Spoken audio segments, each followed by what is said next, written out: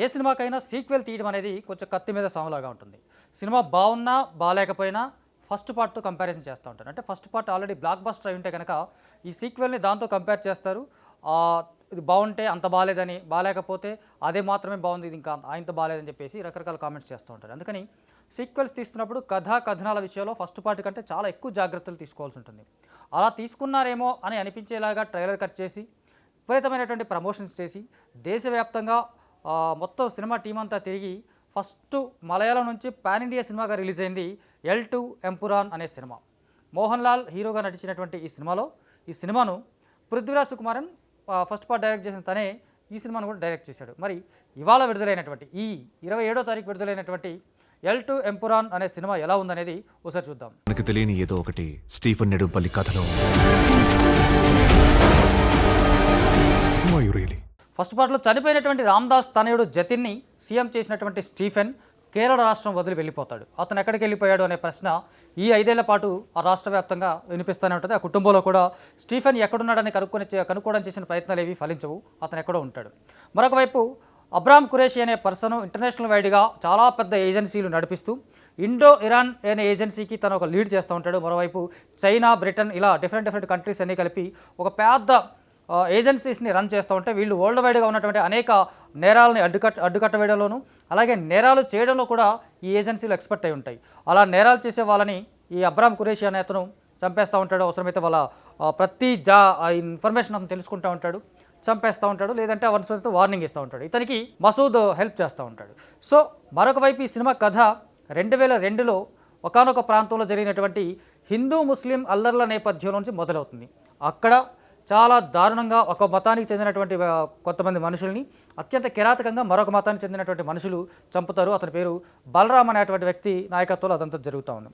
So అక్కడ నుంచి present కాలానికి వచ్చినటువంటి కథ కేరళ రాజకీయాల చుట్టూ తిరుగుతూ, ఆ కేరళలో ఏదైతే జతిన్ తన తండ్రి సీట్లో సీఎంగా కూర్చున్నాడో, కానీ ఆయన ఆశయాలకు విరుద్ధంగా ఈయన సొంత నిర్ణయాలు తీసుకుంటూ ఒక మతానికి కొమ్ము కాస్తూ కేవలం మత రాజకీయాలు చేస్తూ ఆ రాష్ట్ర ప్రజల యొక్క సహజ వనరులను కొల్లగొట్టేటువంటి దురుద్దేశంతో మతాన్ని అడ్డు పెట్టుకుని కేరళ రాష్ట్రంలోకి అడుగు పెట్టాలనుకున్న భజరంగి బాబా అనే వ్యక్తిని జతిన్ కేరళ రాష్ట్రాన్ని తీసుకురావాలనుకుంటాడు.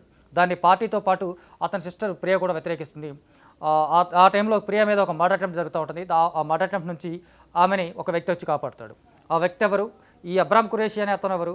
స్టీఫెన్ ఎక్కడున్నాడు? ఇలాంటి అనేక ప్రశ్నలకు సమాధానమే ఈ సినిమా కథ. సో సింపుల్గా చూసుకుంటే చాలా కథలు మలయాళం వాళ్ళు చెప్పినంత ధైర్యంగా, ఓపెన్గా మిగతా భాషల వాళ్ళు చెప్పడానికి ఇబ్బంది పడుతూ ఉంటారు. ఈ సినిమా కథ కూడా 2002లో జరిగినటువంటి అల్లర్ల మత కలహాల నేపథ్యం అనగానే చాలామందికి చరిత్ర గుర్తొస్తుంది, గోద్రా అల్లర్లు అని చెప్పేసి. అక్కడి నుంచి మొదలైనటువంటి కథ మతపరమైనటువంటి కోణంలో మాత్రమే సాగుతుంది తప్ప, అటు ఏ మతాన్ని మతపరం కాదు, మతాలను అడ్డం పెట్టుకుని రాజకీయాలు చేసేటువంటి ఒక స్వార్థపరమైనటువంటి వ్యక్తుల కోణంలో సాగుతుంది తప్ప, మతాన్ని విమర్శించడం కానీ, అటు హిందువులు కానీ ముస్లింలు కానీ సమర్థించడం అనేది ఈ కథలో కనిపించదు. ఎందుకంటే 2002లో ఆ మత కల్లోహాలు తప్పించుకున్నట్టు ఒక ముస్లిం కుర్రాన్ని వాళ్ళు తీసుకెళ్ళి ఒక టెర్రరిస్ట్గా తయారు చేయాలనుకుంటాడు.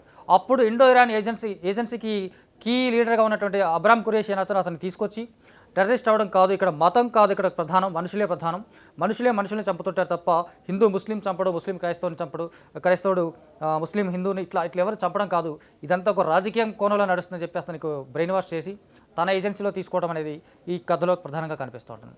సో కథనం పరంగా చూసుకుంటే చాలా ల్యాగ్ అనిపిస్తూ ఉంటుంది. మనకు ఒక ఎలివేషన్ సీన్స్ విపరీతంగా ఉంటాయి. అంటే ఒక మామూలుగా హీరో నుంచి ఎలివేషన్ సీన్స్ మనం ఎక్స్పెక్ట్ చేస్తూ ఉంటాం, కానీ హీరో ఎంట్రీ ఇచ్చిన ప్రతిసారి ఎలివేషన్స్ అంటే కనుక కాస్త ఇబ్బంది కలుగుతుంది. అట్ ద సేమ్ టైం విలన్కి కూడా ఎలివేషన్ సీన్స్, అది కూడా 4-5 సార్లు అతను ఎంట్రీ ఇచ్చిన ప్రతిసారి ఎలివేషన్ అంటే ఆ ఎలివేషన్కే స్లో మోషన్ అది అని చెప్పేసి కొంచెం ల్యాగ్ అవ్వడం, సినిమా బాగా స్లోగా సాగుతున్నటువంటి feeling.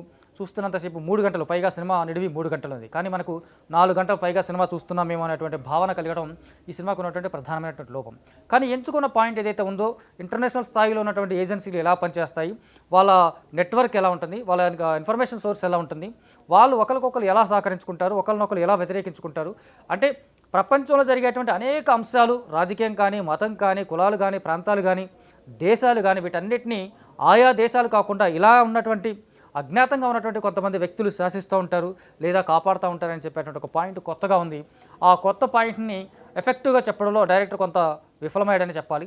At the same time ఇక్కడ మతపరమైనటువంటి కేరళకి మతపరమైనటువంటి రాజకీయాలు రాకుండా చేయాలి అనే ఒక చెప్పేటటువంటి ఒక పాయింట్ని మాత్రం బలంగా ఎస్టాబ్లిష్ చేశాడు. ఆ క్రమంలో వచ్చేటువంటి చాలా సన్నివేశాలు ఇప్పుడున్నటువంటి పొలిటికల్ సినారియోకి దగ్గరగా ఉండడం, ఆ కారణంగా కొన్ని విమర్శలు వచ్చే అవకాశం ఉండొచ్చేమో, కానీ వాస్తవాలుగా వాటిని ఆ రాష్ట్ర ప్రజల కోణంలో చెప్పాడు కాబట్టి వాళ్ళ ఆస్పెక్ట్ లాగాను వాళ్ళ పర్స్పెక్టివ్ లాగానే దాన్ని మనం చూడాల్సి ఉంటుంది. కాకపోతే అది దేశవ్యాప్తంగా రెసెంబ్లెన్స్ అవుతూ ఉంటుంది. ఎందుకంటే ఏదైతే ఈ పార్టీ వాళ్ళ మాట వినని నాయకుల మీద ఈడీ రైట్స్, సిబిఐ కేసులు, ఎన్ఐఏ ఇలా రకరకాలైనటువంటి కేసులు పెట్టి వాళ్ళు లొంగ తీసుకోవాలని చేసేటువంటి ఒక ప్రయత్నం, అలాగే వాళ్ళు అక్కడ రావడానికి ప్రధాన కారణంగా ఏదైతే ఒక మతానికి సంబంధించినటువంటి బజరంగి బాబా అనే పర్సన్ కేరళ రాష్ట్రానికి రావడానికి కారణం అక్కడ ప్రజల బాగు చేయడం కోసం కాదు, అక్కడ అభివృద్ధి కార్యక్రమాలు చేయడం కోసం కాదు, అక్కడ ఉన్నటువంటి సహజ వనరులు కొట్టేయడం కోసమే కోస్టల్ కారిడార్తో పాటుగా ఉన్నటువంటి చాలా ప్రాంతాలు, కొండలు, లోయలు, పర్వతాలు, అద్భుతమైనటువంటి నేల, పచ్చదనం, వీటన్నిటిని కొల్లగొట్టడమే అతని ఎజెండాగా ఉంటుంది తప్ప అది మతం ఎజెండా కాదు.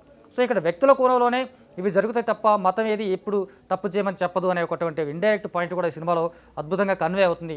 కాకపోతే మిగతా భాగాలు ఏదైతే ఇంటర్నేషనల్ స్థాయిలో ఉన్నటువంటి అఫైర్స్ గురించి చెప్పేటప్పుడు వచ్చే సినిమా బాగా ల్యాగ్ అవడం అనేది కొంత ఇబ్బందికరంగా ఉంటుంది. చూస్తున్నంతసేపు కాస్త ఇంత అవసరం లేదేమో అనిపిస్తుంది. అట్లీస్ట్ తెలుగు వరకు ఒక హాఫ్ అన్ అవర్ ట్రిమ్ చేసినా ఇంకాస్త బ్యూటిఫుల్గా ఉండే అవకాశం ఉంది. సో భజరంగి బాబా ఎత్తుల్ని చిత్తు చేస్తూ అతనికి సపోర్ట్ చేస్తున్నటువంటి జతిన్ ఆ సొంత అక్క మీదనే హత్యా ప్రయత్నం చేసినా వాళ్ళని పట్టించుకోకపోవడంతో స్టీఫెన్ మళ్ళీ తిరిగి కేరళకు రావడం, అతను వచ్చిన తర్వాత ఏం జరిగింది అనేది చాలా ఇంట్రెస్టింగ్ పాయింట్స్, ఇంట్రెస్టింగ్ టాపిక్స్ మనకు కనిపిస్తూ ఉంటాయి. అట్లాగే 2002లో జరిగిన గోద్రా అల్లర్ల కేసులకు సంబంధించి కానీ ఇప్పుడు బజరంగి బాబాకి కానీ ఉన్నటువంటి ఒక రిలేషన్ కూడా ప్రేక్షకులకు ఊహించగలిగేదైనప్పుడు కూడా సర్ప్రైజింగ్గా ఉంటుంది. అది కొంచెం ఇంట్రెస్టింగ్గా ఉంటుంది. ఆ కోణంలో జరిగినటువంటి ఒక 3 ప్రధాన పాత్రల చుట్టూ ఇది క్లైమాక్స్. ఈ కాలం నుంచి 2002 నుంచి ఈ కాలం వరకు ఒక 3 ప్రధాన పాత్రల చుట్టూ ఆ ఎపిసోడ్ ముడిపడి ఉండటం అనేది కూడా ఇంట్రెస్టింగ్గా ఉంటుంది, చూస్తున్నసేపు ఆకట్టుకునేలాగా ఉంటుంది.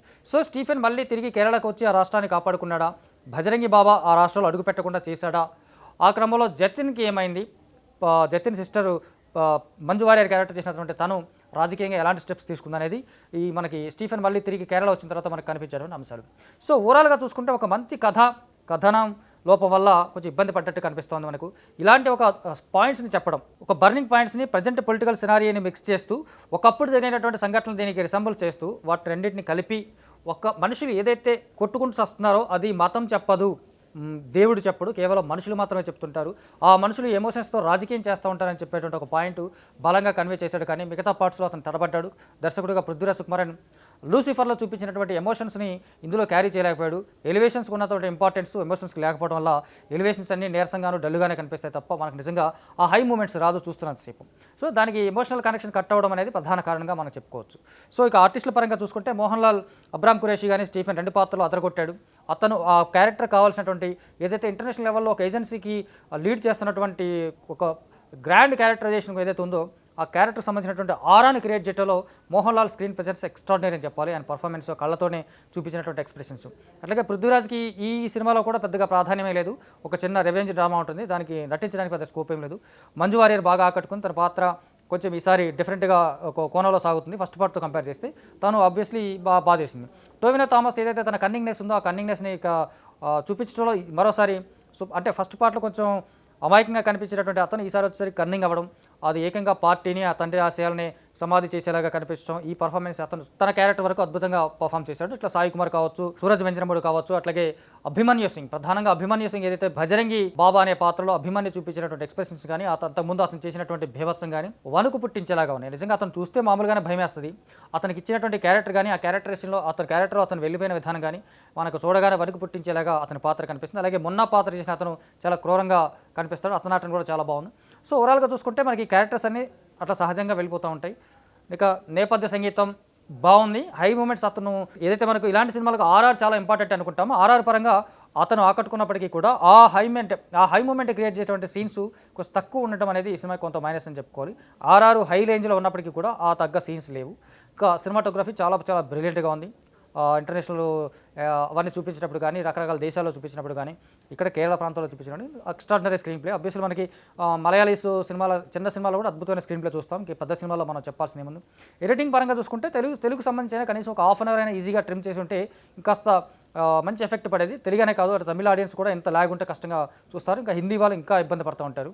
ఈ సినిమాకి వచ్చే ఇంకొక ప్రధానమైనటువంటి లోపం ఏంటంటే 35 to 40% డైలాగ్స్ హిందీలోనూ ఇంగ్లీష్లోనూ వస్తూ ఉంటాయి, కింద తెలుగు సబ్ టైటిల్స్ వస్తూ ఉంటాయి. మిగతా భాషలో కూడా మలయాళం కాకుండా మిగతా భాషలో కూడా ఇదే రిపీట్ అవుతుంది కాబట్టి మలయాళంలో most of the people Hindi అర్థమవుతుంది కాబట్టి వాళ్ళకి ఇబ్బంది లేదు. ఇటు నార్త్ వాళ్ళకి కూడా ఇబ్బంది లేదు. ఏదైతే కన్నడ, తమిళ్, తెలుగు పీపుల్ ఉన్నారో వీళ్ళ సొంత భాషనే సబ్‌టైటిల్‌లో చూసుకోవడం అనేది కొంచెం ఇబ్బందికరంగా ఉంటుంది.